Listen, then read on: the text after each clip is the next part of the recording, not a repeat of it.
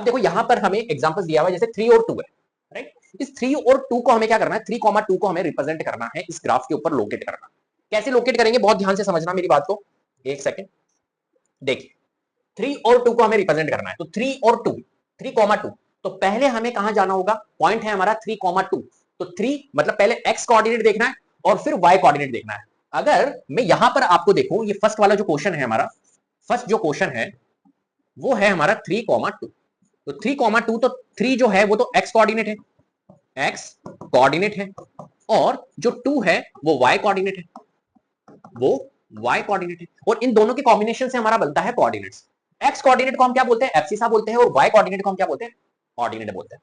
3,2, तो पहले x पे जाएंगे और फिर y पे जाएंगे। तो यहां पर देखो ये बोल रहा है 3,2, तो पहले x पे जाओ 3, तो x पे 3 कहां पर है, ये रहा, ठीक है, और y पे 2 है हमारा, तो y पे 2, अब देखो y पे 2 ऊपर की तरफ जाओ तो y के ऊपर 2 यहां पर ये रहा, तो 3,2 तो हमारा कहां पर रिप्रेजेंट होगा, यहां पर। सिंपल सी बात है, पहले यूं गए 3 और फिर यूं गए 2, तो यहां पर आ रहा है 3, तो इस पॉइंट को हम क्या बोलेंगे, ये पॉइंट जो है वो हो गया हमारा 3, सिंपल सी बात है। -2 और 4, अब -2 और 4 कहां पर आएगा देखते हैं, तो -2, तो पहले -2 हमें यहां जाना है, और कॉमा 4 है, 4 ऊपर की तरफ जाएंगे, पॉजिटिव पॉइंट की तरफ जाएंगे, तो -2 ये रहा और 4 ये रहा, तो यहां पर आएंगे, तो ये वाला जो पॉइंट आएगा वो -2 और 4 आएगा।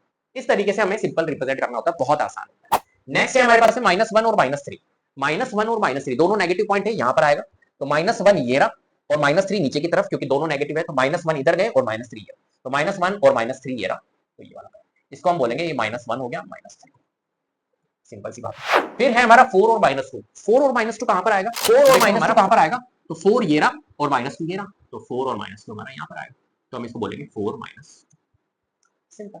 इस तरीके से रिप्रेजेंट करना होता है, कितना आसान, क्लियर है।